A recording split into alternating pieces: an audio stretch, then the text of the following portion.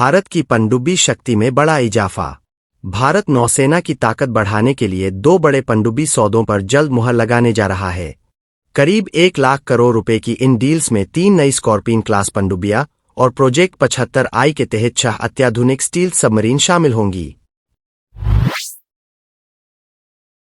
अब मानसिक फिटनेस भी होगी सेना भर्ती का अहम हिस्सा।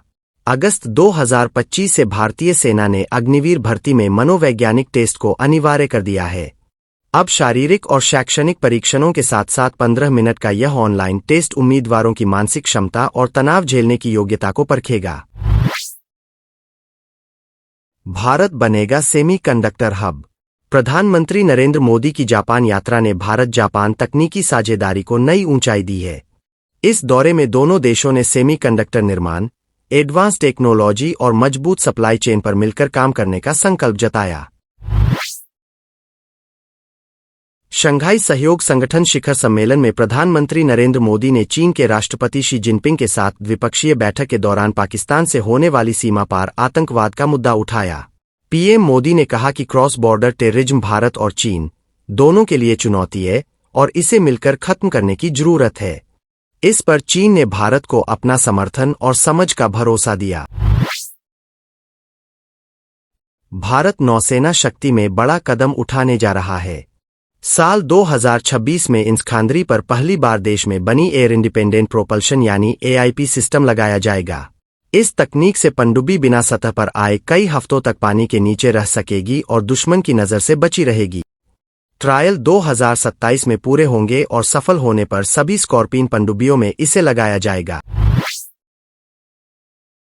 अमेरिकी राष्ट्रपति डोनाल्ड ट्रंप ने इस साल भारत में होने वाले क्वाड शिखर सम्मेलन में शामिल होने का फैसला किया है। यह कदम भारत अमेरिका रिश्तों में तनाव का संकेत माना जा रहा है। रिपोर्ट्स के मुताबिक ट्रंप लगातार मई 2025 में भारत पाकिस्तान के बीच हुए संघर्ष में खुद को शांतिदूत साबित करने की कोशिश कर रहे थे, जिसे भारत ने सिरे से नकार दिया। इसके अलावा ट्रंप द्वारा भारत पर लगाए गए टैरिफ और व्यक्तिगत मतभेदों ने भी रिश्तों को प्रभावित किया है। भारत की defence research and development organisation यानी DRDO ने रुद्रम 4 हाइपरसोनिक मिसाइल विकसित की है, जो देश की रणनीतिक ताकत को नई ऊंचाई पर ले जाएगी। यह स्वदेशी एयर टू सरफेस मिसाइल माक 5 से ज्यादा यानी 6000 किलोमीटर प्रति घंटे की रफ्तार से उड़ान भर सकती है और 1000 से 1500 किलोमीटर तक के टारगेट को भेज सकती है। रडार और एयर डिफेंस सिस्टम को चकमा देने की क्षमता के साथ यह मिसाइल दुश्मन के अंदरूनी इलाकों तक सटीक प्रहार कर सकती है। 2026 से 27 में ट्रायल और 2030 तक ऑपरेशनल होने की संभावना है। NDTV डिफेंस समिट 2025 में भारत के रक्षा निर्माण क्षेत्र की नई तस्वीर उभर कर आई। बोइंग डिफेंस इंडिया के CEO निखिल जोशी ने कहा कि अमेरिकी टैरिफ चुनौतियां जरूर है, लेकिन कंपनी भारत में लंबे समय तक रहने और निवेश बढ़ाने के लिए प्रतिबद्ध है। प्रैट एंड व्हिटनी और अडानी डिफेंस ने भी साझेदारी, नई टेक्नोलॉजी और सप्लाई चेन की ताकत को भारत की आत्मनिर्भरता और वैश्विक प्रतिस्पर्धा का आधार बताया। डिफेंस सेक्टर में सहयोग और नवाचार भारत को तेजी से ग्लोबल हब की ओर ले जा रहे हैं। DRDO पुणे ने कलवरी क्लास पनडुब्बियों के लिए स्वदेशी सिग्नल स्टार नेवल फ्लेयर विकसित कर नौसेना को सौंपा है। यह पायरोटेक्निक डिवाइस पानी की सतह पर पहुंचकर लाल या हरे रंग की तेज रोशनी पैदा करता है। लाल रंग आपातकालीन स्थिति या संकट का संकेत देता है, जबकि हरा रंग पहचान और सुरक्षित संचार के लिए इस्तेमाल होता है। यह तकनीक अब पूरी तरह भारत में बनी है, जिससे विदेशी निर्भरता खत्म होगी और नौसेना की परिचालन क्षमता और आत्मनिर्भरता दोनों मजबूत होंगी। भारतीय सेना ने नागालैंड में भर्ती को बढ़ावा देने के लिए व्यापक जागरूकता कार्यक्रम आयोजित किया। यह कार्यक्रम 5 मार्च 2025 को कोहिमा में आर्मी रिक्रूटमेंट ऑफिसर रंगाफर और नागालैंड सरकार के ITI विभाग के सहयोग से हुआ। इसमें 240 से अधिक छात्र छात्राओं ने हिस्सा लिया। युवाओं को अग्निपथ योजना, उसके लाभ और 4 साल की सेवा के बाद मिलने वाले अवसरों के बारे में बताया गया। SCO summit. मोदी पुतिन की अहम बैठक। समिट के दौरान प्रधानमंत्री नरेंद्र मोदी और रूस के राष्ट्रपति व्लादिमीर पुतिन की द्विपक्षीय मुलाकात हुई। पीएम मोदी ने इस बैठक को उत्कृष्ट बताया। दोनों नेताओं ने विशेष और विशेषाधिकार प्राप्त रणनीतिक साझेदारी को और मजबूत करने पर चर्चा की। बातचीत में व्यापार, ऊर्जा, अंतरिक्ष और सुरक्षा जैसे मुद्दों के साथ साथ यूक्रेन संकट भी शामिल रहा। भारतीय नौसेना के सामने एक बड़ा रणनीतिक फैसला है। लगभग $3 अरब की लागत पर दूसरा रूसी अकुला न्यूक्लियर पनडुब्बी किराए पर ली जाए या फिर स्वदेशी पनडुब्बी उत्पादन को बढ़ावा दिया जाए। यह फैसला आने वाले वर्षों में नौसेना की क्षमता और भारत की समुद्री ताकत की दिशा तय करेगा। भारतीय वायुसेना अरब सागर में 2 दिवसीय हवाई अभ्यास करने जा रही है। यह अभ्यास 2 सितंबर सुबह 11 बजे से शुरू होकर 3 सितंबर दोपहर 2 बजे तक चलेगा। अभ्यास का जोन कराची तट से लगभग 200 नॉटिकल मील दूर है, जिसकी कुछ हिस्से पाकिस्तान की एयरस्पेस सीमा से 70 नॉटिकल मील के भीतर तक फैले हैं।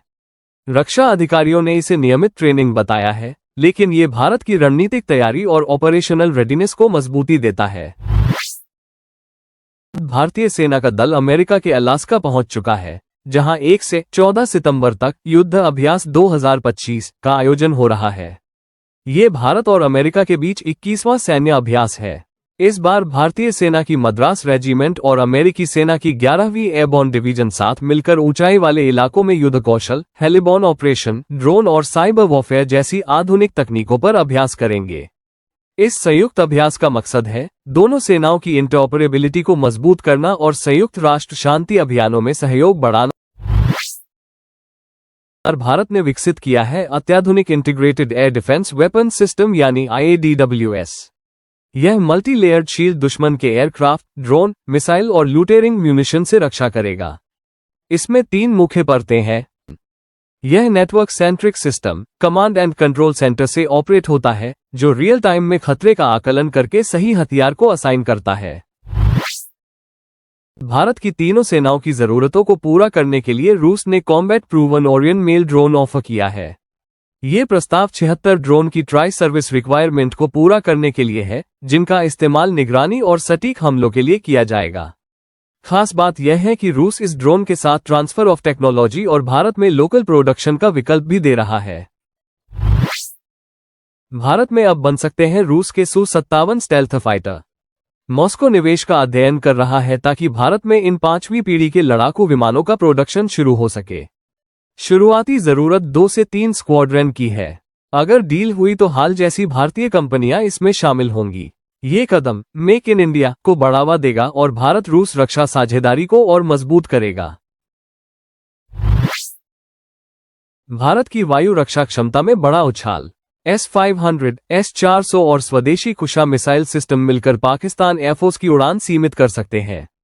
रूस से मिले S-400 पहले ही पश्चिमी सीमा पर तैनात किए जा चुके हैं, जो 400 किलोमीटर तक के दुश्मन विमानों और मिसाइलों को मार गिराने में सक्षम है। अब S-500 और कुशा के जुड़ने से भारत के आसमान को नो फ्लाई जोन में बदला जा सकता है। विशेषज्ञों का मानना है कि यह ट्रिपल थ्रेट पाकिस्तान एयरफोर्स को सिर्फ साइड रोल में धकेल सकता है। दिल्ली की SMPP लिमिटेड ने अगली पीढ़ी का पटका तैयार किया है, जो अब आर्मर पियर्सिंग बुलेट तक झेल सकता है। खासतौर पर सिख सैनिकों के लिए डिजाइन किया गया यह नया पटका सिर्फ 900 ग्राम वजनी है, यानी पुराने मॉडल से 38% हल्का। स्टील आर्मर और स्कल प्रोटेक्शन के साथ यह हेलमेट न केवल सुरक्षा बढ़ाता है, बल्कि लंबे समय तक पहनने में आरामदायक भी है। आत्मनिर्भर भारत की दिशा में यह इनोवेशन सिख सैनिकों के लिए गेम चेंजर साबित हो सकता है। भारतीय सेना की पैरास्पेशल फोर्सेज अब और ज्यादा ताकतवर हो गई है। खास ऑपरेशंस के लिए सेना ने जेट पैक सूट्स को शामिल करना शुरू कर दिया है। टरबाइन बेस्ड सिस्टम सैनिकों को जमीन से हवा में उठाकर 50 किलोमीटर प्रति घंटे से भी तेज उड़ान भरने की क्षमता देते हैं। सीमापार मिशन और काउंटर टेरर ऑपरेशंस में इन जेट पैक से पैरास्पेशल फोर्सेज को स्पीड और सरप्राइज का जबरदस्त फायदा मिलेगा। भविष्य में भारत में बने स्वदेशी जेट पैक्स को भी सेना में शामिल करने की योजना है।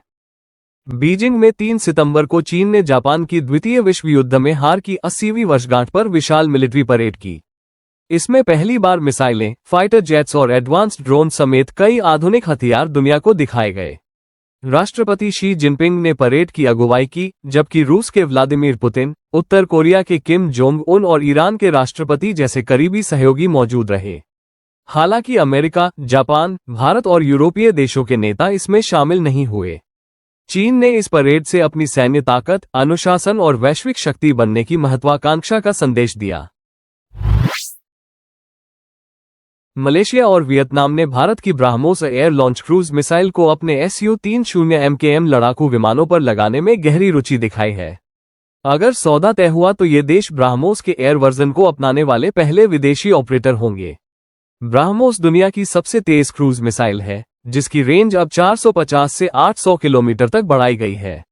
वियतनाम 36 Su-30 MKM विमान खरीदने की योजना बना रहा है, जबकि मलेशिया अपने मौजूदा 18 Su-30 MKM पर ब्राह्मोस लगाने का इरादा रखता है। इस कदम से दोनों देशों की समुद्री सुरक्षा और चीन के दबाव के खिलाफ रक्षा क्षमता मजबूत होगी। भारत के लिए ये रक्षा निर्यात में बड़ा कदम है, जो उसे इंडो पैसिफिक क्षेत्र में एक भरोसेमंद सुरक्षा साझेदार बनाता है। भारतीय defence tech company Bhairo robotics ने पेश किया एडवांस्ड ऑटोनॉमस वेपन स्टेशन रक्षक। आई और विजन बेस्ड सिस्टम से लैस रक्षक खुद दुश्मन को पहचानकर ट्रैक और खत्म कर सकता है। इसका स्टेरियो विजन सिस्टम बिना लेजर रेंज फाइंडर के ही दूरी मापता है और स्टील्थ मोड में काम करता है। जमीन, नौसेना और इंस्टॉलेशनों पर फिट होने वाला ये सिस्टम आधुनिक युद्ध क्षेत्र में गेम चेंजर माना जा रहा है। अमेरिका के राष्ट्रपति डोनाल्ड ट्रंप ने भारत पर एक बार फिर हमला बोला है। ट्रंप ने कहा, India kills us with tariffs. Trump का दावा है कि भारत ने उन्हें अब नो टैरिफ डील की पेशकश की है, लेकिन ये बहुत देर से आया कदम है। उन्होंने आरोप लगाया कि भारत दशकों से अमेरिकी मार्केट का फायदा उठाता रहा है, जबकि अमेरिकी कंपनियों को भारत में रोका गया। ट्रंप ने भारत के रूस से तेल और हथियार खरीदने पर भी सवाल खड़े किए। हालांकि अमेरिकी अदालत ने भारत पर लगाए गए कुछ टैरिफ को गैरकानूनी बताया है और विशेषज्ञ मानते हैं कि ट्रंप की यह नीति भारत जैसे अहम साझेदार को दूर कर सकती है। छत्तीसगढ़ के सुकमा में 20 नक्सलियों ने पुलिस व सुरक्षा बलों के सामने आत्मसमर्पण किया। इनमें 11 पर कुल 33 लाख रुपए का इनाम था और 9 महिलाएं भी शामिल थीं। उन्होंने माओवादी विचारधारा से मोहभंग, निर्दोष आदिवासियों पर अत्याचार और आंतरिक कलह को कारण बताया। राज्य सरकार की नियाड नेलनार योजना और नई पुनर्वास नीति ने भी उन्हें प्रभावित किया। पापुआ न्यू गिनी की आजादी के 50 साल पूरे होने पर हुए मिलिट्री वीक में भारत और फ्रांस की नौसेनाओं ने हिस्सा लिया।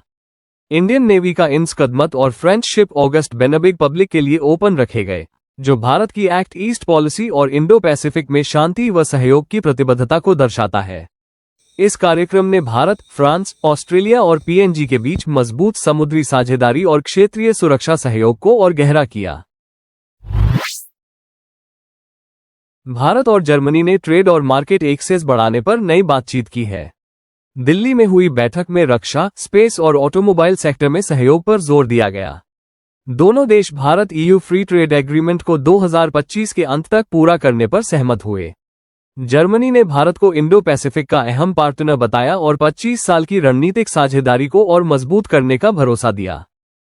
7 वर्षों बाद प्रधानमंत्री नरेंद्र मोदी चीन पहुंचे हैं। उनका चीनी राष्ट्रपति शी जिनपिंग से कल महत्वपूर्ण द्विपक्षीय वार्ता निर्धारित है। सीमा मुद्दों पर विशेषज्ञ समूह गठित करने, सीधी उड़ानों को बहाल करने और वीजा प्रक्रिया आसान बनाने पर सहमति बन चुकी है।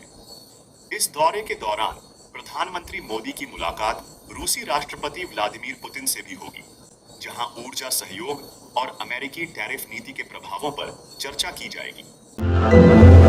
रक्षा सचिव राजेश कुमार सिंह ने घोषणा की है कि स्वदेशी तेजस MK-1A लड़ाकू विमान के पहले 2 वेरिएंट सितंबर 2025 के अंत तक भारतीय वायुसेना को सौंपे जा सकते हैं। सरकार ने 83 विमानों के अनुबंध के बाद हाल ही में 97 और तेजस MK-1A की खरीद को मंजूरी दी है। वृद्ध हो रहे MiG-21 को बदल देगा। तेजस कार्यक्रम में 65% से अधिक पुर्जे भारत में ही बने हैं। अमेरिकी अपील अदालत ने राष्ट्रपति डोनाल्ड ट्रंप को बड़ा झटका दिया है। 7-4 के फैसले में अदालत ने कहा कि ट्रंप ने जिस कानून के तहत वैश्विक टैरिफ लगाए थे, वो राष्ट्रपति को इतना व्यापक अधिकार नहीं देता। कोर्ट के मुताबिक टैरिफ लगाने का अधिकार अमेरिकी कांग्रेस के पास है, न कि राष्ट्रपति के पास। हालांकि अदालत ने आदेश दिया है कि मौजूदा टैरिफ 14 अक्टूबर तक जारी रहेंगे, ताकि ट्रंप को सुप्रीम कोर्ट में अपील का समय मिल सके। अगर यह फैसला बरकरार रहा तो अमेरिका को अरबों डॉलर वापस करने पड़ सकते हैं। ट्रंप ने इस फैसले को पक्षपाती बताया है। मोदी सरकार ने अमेरिका के F-35 स्टेल्थ फाइटर जेट्स को ठुकरा दिया है और आत्मनिर्भर भारत के प्रति अपनी प्रतिबद्धता को दोहराया है। भारत अब अपनी स्वदेशी एडवांस्ड मीडियम कॉम्बैट एयरक्राफ्ट परियोजना और रूस के सुखोई 77 विमान पर सहयोग को प्राथमिकता दे रहा है। अमेरिका लंबे समय से भारत की उन्नत हथियारों तक पहुंच को सीमित करने की कोशिश करता रहा है। 2002 में अमेरिका ने इजराइल से एरो-2 मिसाइल डिफेंस सिस्टम की बिक्री रोक दी, जिसे भारत पाकिस्तान के मिसाइल खतरे का जवाब मानता था। इस प्रतिबंध ने भारत को आत्मनिर्भरता की दिशा में आगे बढ़ने के लिए प्रेरित किया और इसी से डीआरडीओ का स्वदेशी बैलिस्टिक मिसाइल डिफेंस प्रोग्राम शुरू हुआ। आज भारत के पास 2 स्तरीय सुरक्षा कवच है, जिसमें हाल ही में विकसित AD-1 और AD-2 इंटरसेप्टर्स शामिल हैं, जो 5000 किलोमीटर से अधिक दूरी की मिसाइलों को भी नष्ट करने में सक्षम है। जम्मू कश्मीर में सुरक्षा बलों को बड़ी कामयाबी मिली है। सेना और पुलिस के संयुक्त ऑपरेशन में नियंत्रण रेखा के गुरेज सेक्टर में कुख्यात आतंकवादी बागू खान उर्फ ह्यूमन GPS मारा गया और हिजबुल मुजाहिदीन से जुड़ा हुआ था। 22 अगस्त को हुई मुठभेड़ में खान और एक अन्य पाकिस्तानी आतंकी ढेर कर दिए गए। टोक्यो में हुए 15वें भारत जापान शिखर सम्मेलन के दौरान प्रधानमंत्री नरेंद्र मोदी और जापानी प्रधानमंत्री शिगेरू इशिबा ने चंद्रयान 5 मिशन पर ऐतिहासिक समझौते की घोषणा की। यह मिशन जापान के H-3 रॉकेट से लॉन्च होगा और चांद के दक्षिणी ध्रुव का अध्ययन करेगा। दोनों देशों की अंतरिक्ष एजेंसियां ISRO और JAXA मिलकर इस महत्वाकांक्षी परियोजना को संचालित करेंगी। भारतीय सेना ने चीन और पाकिस्तान मोर्चों पर त्वरित कार्रवाई के लिए नई भैरव कमांडो बटालियनें खड़ी करनी शुरू कर दी हैं। शुरुआती 5 बटालियनें अक्टूबर तक तैयार होंगी, जिनमें 3 उत्तरी कमान और 2 अन्य संवेदनशील मोर्चों पर तैनात की जाएंगी। हर बटालियन में करीब 250 सैनिक होंगे, जो आधुनिक हथियारों, ड्रोन और विशेष प्रशिक्षण से लैस रहेंगे। सेना का लक्ष्य चरणबद्ध तरीके से 23 ऐसी इकाइयां बनाना है, जो पैदल सेना और पारा स्पेशल फोर्सेस के बीच तेज और प्रभावी ऑपरेशंस अंजाम देंगी। रक्षा मंत्री राजनाथ सिंह ने भारत की युद्ध रणनीति में ड्रोन शामिल करने की जरूरत पर जोर दिया है। गौतम बुद्ध नगर में नई डिफेंस और ड्रोन मैन्युफैक्चरिंग सुविधाओं के उद्घाटन पर उन्होंने कहा कि रूस यूक्रेन युद्ध ने ड्रोन की निर्णायक भूमिका साबित की है, चाहे निगरानी हो, प्रिसिजन स्ट्राइक हो या कठिन इलाकों में ऑपरेशन। भारत अब आत्मनिर्भर भारत अभियान के तहत स्वदेशी ड्रोन और एंटी ड्रोन सिस्टम बना रहा है। बीजिंग में आयोजित एक भव्य सैन्य परेड में चीन ने पहली बार अपना पूरा न्यूक्लियर ड्रॉइड प्रदर्शित किया। ये परेड द्वितीय विश्व युद्ध की समाप्ति की 80वीं वर्षगांठ पर आयोजित की गई, जिसमें राष्ट्रपति शी जिनपिंग ने संदेश दिया कि चीन अब अमेरिका, रूस और भारत जैसे परमाणु शक्तियों के बराबर खड़ा है। इस दौरान चीन ने नया डानफंग 61 ICBM पेश किया, जिसे DF-41 का अगली पीढ़ी का उत्तराधिकारी माना जा रहा है। इसके साथ ही JL-1 air launch nuclear missile और JL-3 सबमरीन लॉन्च मिसाइल भी प्रदर्शित की गई, जिससे चीन की थल, जल और वायु तीनों से परमाणु हमले की क्षमता पूरी हो गई। रूस के राष्ट्रपति पुतिन और उत्तर कोरिया के किम जोंग उन सहित कई वैश्विक नेता इस कार्यक्रम में मौजूद रहे। चीनी सेना ने इन हथियारों को अपनी रणनीतिक एस पावर बताया, जो देश की संप्रभुता और गरिमा की रक्षा करेगा। भारत में बनेगी हैवीवेट टॉर्पीडो। जर्मनी और वेमटेक की बड़ी डील। जर्मनी की रक्षा कंपनी टुसनक्रप मरीन सिस्टम्स TKMS और हैदराबाद की वेम टेक्नोलॉजीज के बीच एक अहम समझौता हुआ है। दोनों कंपनियों ने भारत में हेवीवेट टॉर्पीडो के विकास, उत्पादन, इंटीग्रेशन और टेस्टिंग के लिए MOU पर हस्ताक्षर किए हैं। इस सहयोग से न केवल भारतीय नौसेना की क्षमता बढ़ेगी, बल्कि मेक इन इंडिया पहल को भी मजबूती मिलेगी। TKMS की सहायक कंपनी एटलस इलेक्ट्रॉनिक तकनीकी विशेषज्ञता देगी, जबकि वेम टेक्नोलॉजीज भारत में इंटीग्रेशन और टेस्टिंग की जिम्मेदारी संभालेगी। ये साझेदारी एंटी सबमरीन वॉरफेयर सिस्टम्स और भविष्य के पनडुब्बी कार्यक्रम में भी सहयोग का रास्ता खोलती है। इस कदम को भारत के लिए एक बड़ी रणनीतिक बढ़त और आत्मनिर्भरता की दिशा में अहम कदम माना जा रहा है। डोनाल्ड ट्रंप ने भारत पर रूस से तेल खरीदने को लेकर निशाना साधा है। उन्होंने यूरोपीय देशों से भी भारत पर प्रतिबंध लगाने की अपील की है। अमेरिका ने भारतीय सामान पर आयात शुल्क दोगुना कर 50% कर दिया है, जिससे निर्यात पर बड़ा असर पड़ सकता है। लेकिन रूस ने भारत को सस्ता तेल देकर व्यापार और मजबूत कर लिया है। भारत ने इन कदमों को अनुचित और पक्षपातपूर्ण बताते हुए खारिज कर दिया। इस बीच तियानजिन में हुए स्को शिखर सम्मेलन में प्रधानमंत्री मोदी ने साफ कहा कि भारत की ऊर्जा नीति अपने राष्ट्रीय हितों पर आधारित है, न कि बाहरी दबाव पर। भारतीय सेना के लिए अमेरिकी ड्रोन तकनीक का डेमो। अमेरिकी डिफेंस टेक कंपनी शील्ड आई ने भारत में अपने उन्नत हाइव माइंड ऑटोनॉमी सॉफ्टवेयर का प्रदर्शन किया। ये तकनीक VBATVTOL ड्रोन और नोवा 2 क्वाडकॉप्टर में लगाई गई है, जो बिना GPS या कम्युनिकेशन सपोर्ट के भी ऑपरेट कर सकती है। हिमाचल प्रदेश के पहाड़ी इलाकों में हुए ट्रायल्स के दौरान कंपनी ने भारतीय सेना और वायुसेना के सामने लाइव डेमो दिया और स्पेशल फोर्सेस को हैंड्स ऑन ट्रेनिंग भी दी। हाइव माइंड सिस्टम की सबसे बड़ी खासियत है, ये ड्रोन को पूरी तरह स्वायत्त ऑटोनोमस बनाता है, यानी बिना मानवीय दखल के कठिन ऑपरेशनों को अंजाम दे सकता है। इस डेमो का मकसद है भारत के साथ रक्षा सहयोग को मजबूत करना और इन एडवांस ड्रोन सिस्टम्स की संभावित तैनाती के लिए मंजूरी हासिल करना। पहलगाम नरसंहार के बाद भारतीय सेना ने आतंकियों पर बड़ी कार्रवाई शुरू की है।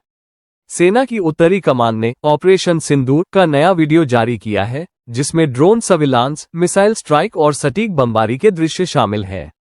यह अभियान 7 मई 2025 से चल रहा है, जिसमें जैश-ए-मोहम्मद और लश्कर-ए-तैयबा से जुड़े नेटवर्क को निशाना बनाया गया।